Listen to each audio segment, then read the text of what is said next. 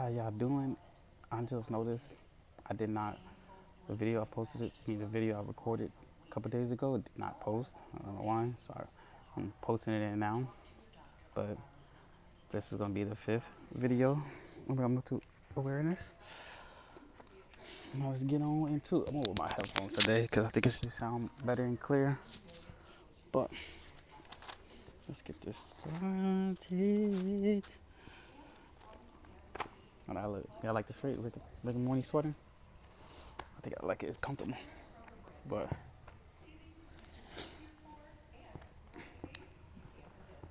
it's I feel like it's a good day. It still looks sad as ever outside, but did y'all know depression still is the most productive years of your life? Honestly, and I honestly believe that because there be times that time will go fast when you're not feeling good, you're not feeling up to it. Time will go fast, like birthdays, life will pass you. In 1960, in 1996, World Health Organization study predicted by 2020, depression will be the second greatest cause of disability worldwide. And so I followed, it's 2025, so I followed up on that. And I looked it up.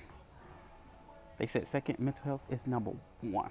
Mental health conditions, depression, anxiety, that is number one of disability, above people that have problems with their other disabilities going on with their bodies. That is crazy, number one. And I was reading the story that it talked to me and it reached out to me because it was just so sad. It was just about this lady Tracy. That's not her real name, but that's the name they gave us.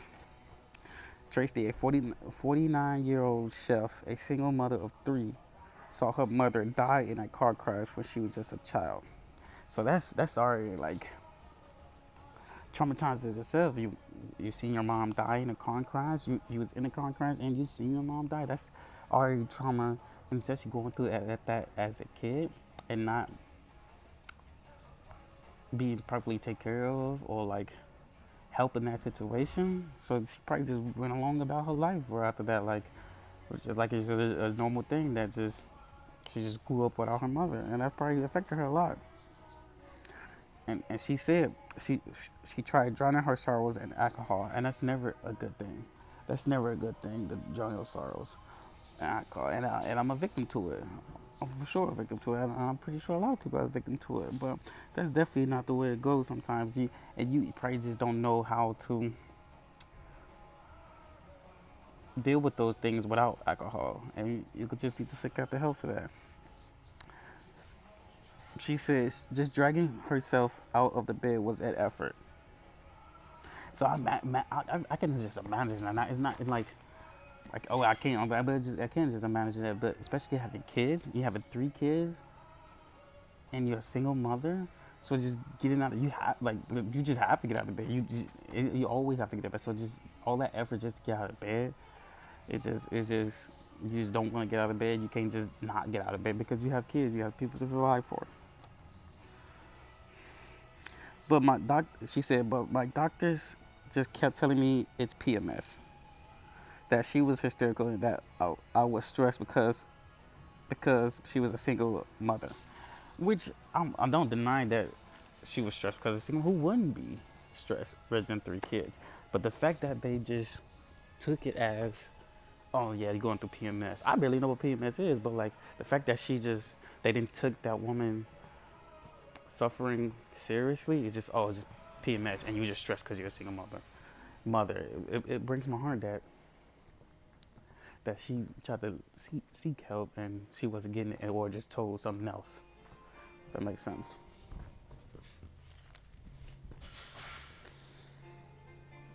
Only at the age of 43, when she attempted suicide, she finally got antidepressant treatment and therapy.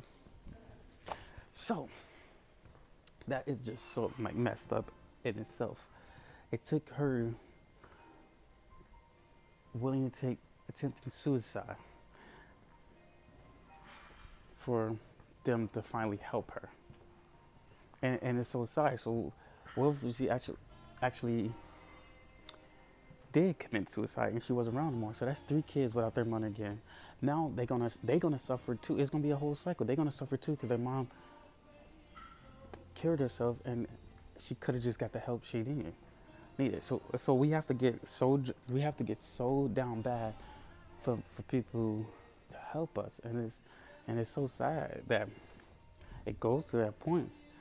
And it was just seeing those things. I don't know if people watching on the news that a lady was living in her car in Detroit with her four kids, and two of them died. And it's so sad. She kept saying because they died because it was so cold outside, and it's so sad. She said she kept asking for help and nobody would help, and then the father didn't know that his kids was homeless. So it's just everything. Every time I feel like every day is just some big news, some sad or crazy happening, man. We get through these times. We need to get right with each other. We really get into those times, man.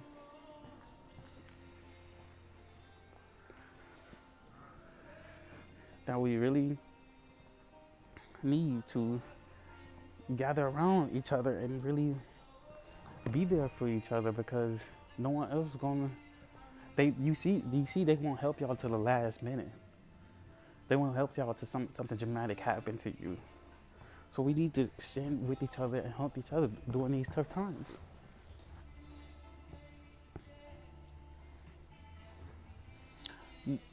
More than half of the people who responded to a 1996 National Mental Health Association survey viewed depression as a sign of weakness. And that is just because you're sad or you have something going on mentally, it's because that's a sign of weakness. And I think we need to get out that stand that we are not superhumans anymore. We're not these superhero heroes. We making these comics or these TV shows and movies. We are not these people that was just invisible. We're not. And ignorance about depression's symptoms also stops people from seeking help or prevents family members from recognizing the disease in a loved one. That is true. We need to not recognize many of these things. We need to put these more in school and don't, because we can help friends that are feeling that way, or family members or loved ones. So we prevent for people from harming themselves. I know so many people that probably lost someone doing suicide, and it still hurts them to this day because they always say they wish they could have helped. They wish they could have helped. They just didn't know.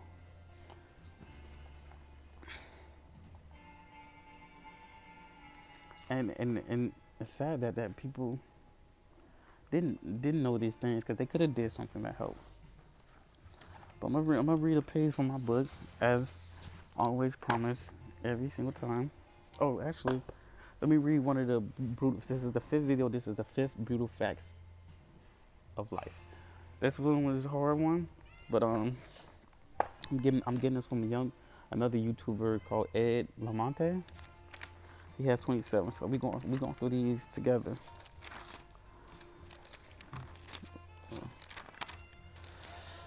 If you drink like a standard American in his 20s, some you probably are alcoholic.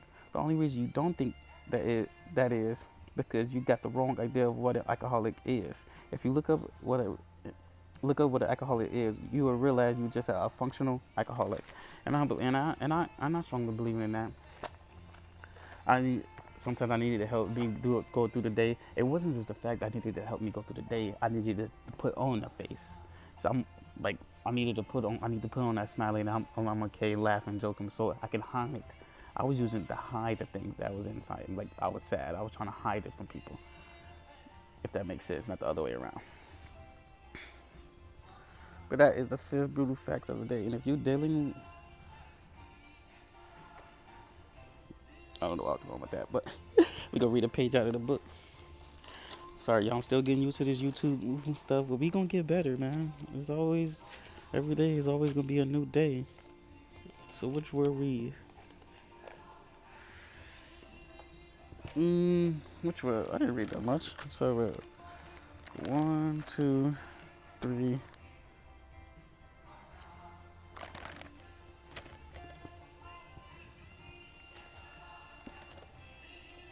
Okay. Hey, I didn't read, so just skip ahead and read none of his. This is all I wrote this down years ago, 2 years ago, and I'm just rereading it back with y'all. As my teachers would say, everyone loves Kevon, as they tell my mom much of a class, how much of a clown class I was, and didn't take my grades seriously, which was all true. But being an outcast still stung a little, even though I had no problem making friends. I just wasn't black enough to be with the black group,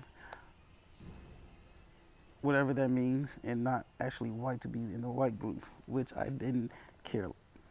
Which I didn't care. Like I said, I wasn't a partier, but still bothered bothered me from time to time.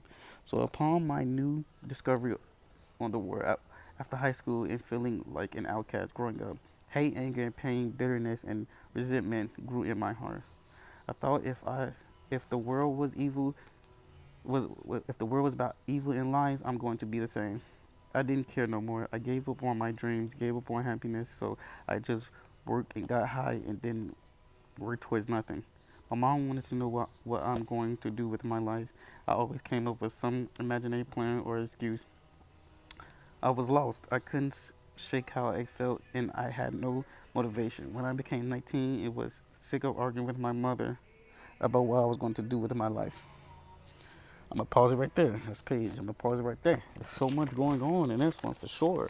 I, I was, I took, I took all of that being out of outcast and all that black and white. I took it too much to the heart.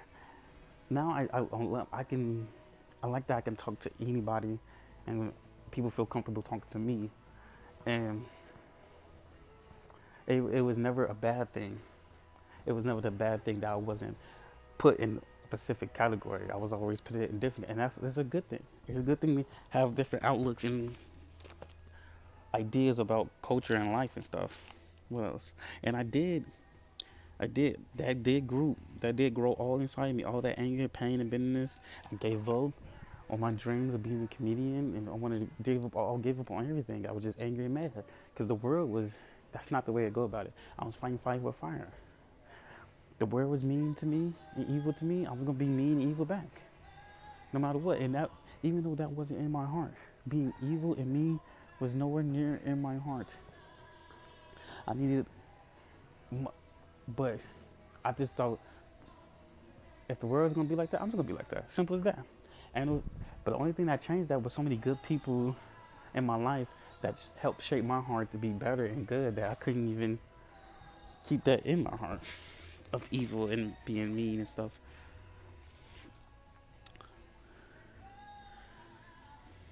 And I did, yeah. I used to work. I didn't care, man. I was on autopilot. I worked at McDonald's. I just smoked. Worked at McDonald's. Went home. That's it. I had no ambitions or things I wanted to do. And honestly, so I I was probably depressed and on autopilot for almost since I got to, since I became adult, since I became 18. And I didn't even notice that. I've been on autopilot and adult and not caring about my mental state was really there. I never told anybody how I felt, even doctors. I'd be like, okay, okay. I wouldn't say I wouldn't, I was scared to say how I felt. I just didn't want to tell people how I felt. And plus, I didn't think it was like, it was a sign of weakness, I guess if I could say that. I mean, everybody have their own problems, so I always thought, why I need to talk about mine, or I need to, or, um, or if I need to talk about mine, so I need to share my feelings to other people. But I actually didn't know that probably was something actually going on with me that I needed to help with or need medical treatment for. But it all it all it all works out in the end. I love going back and reading these pages and feeling my pain. I knew when I was writing this, feeling the pain when I was writing this, and I can honestly tell you I am definitely happier from time then and time now. I'm probably not in the best shape. I'm still struggling. I'm still going through things, but I honestly feel good about myself now. And I made peace with the world and peace what's going on with the world. Because all I know is I need to be right with me. You know, I need to bring my good energy and my good love around the world.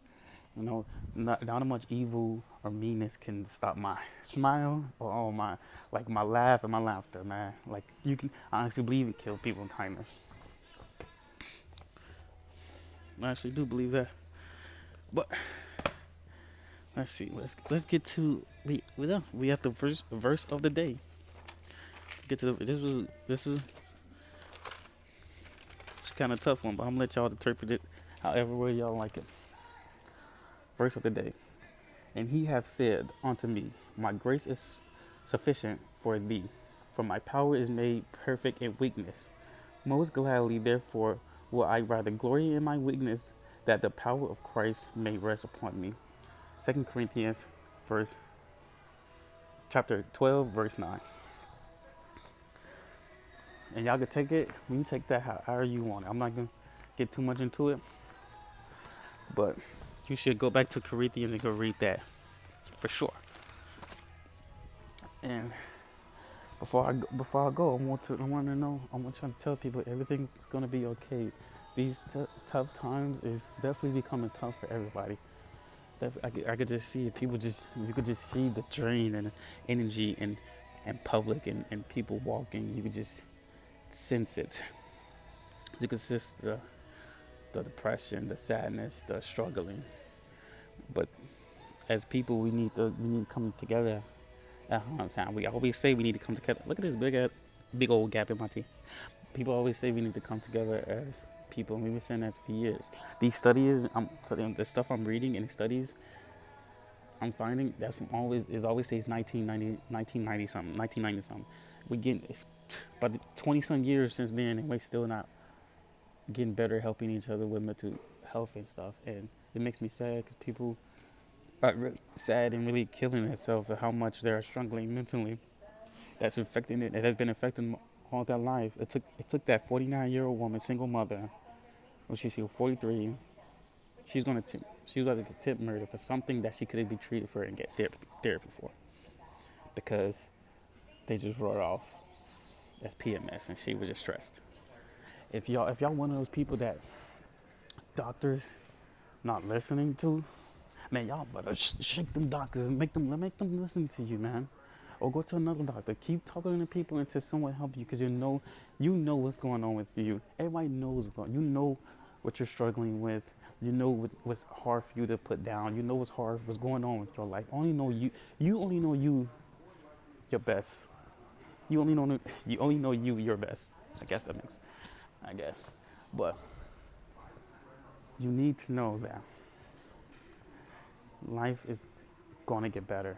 We just have to keep going every single day as a team, one big family, man. Because we all on this earth, all this fighting and this senselessly, people are dying, people are struggling, and people are so sad that we need to be with each other and not fight as much. But I'm gonna go. I gotta go back to my studies, but I want y'all to really think about these things. I don't want y'all to really understand about mental health, because it really means something. And I promise you these videos will get better. I promise you I will be here. I always keep saying I promise y'all that, but I will be here tomorrow. I'm hopefully no crazy weather is gonna happen, that everything's closed down. But I will be here tomorrow. I hope y'all like these videos. I'm gonna keep making videos. And then one day, hopefully, I can meet one of y'all and y'all can share y'all experience with me. And I hope these videos do help me talking to y'all. Because, it's therapeutic for me just to talk to y'all and let y'all know some of these things and read my book to y'all. And y'all can know a little insight about me.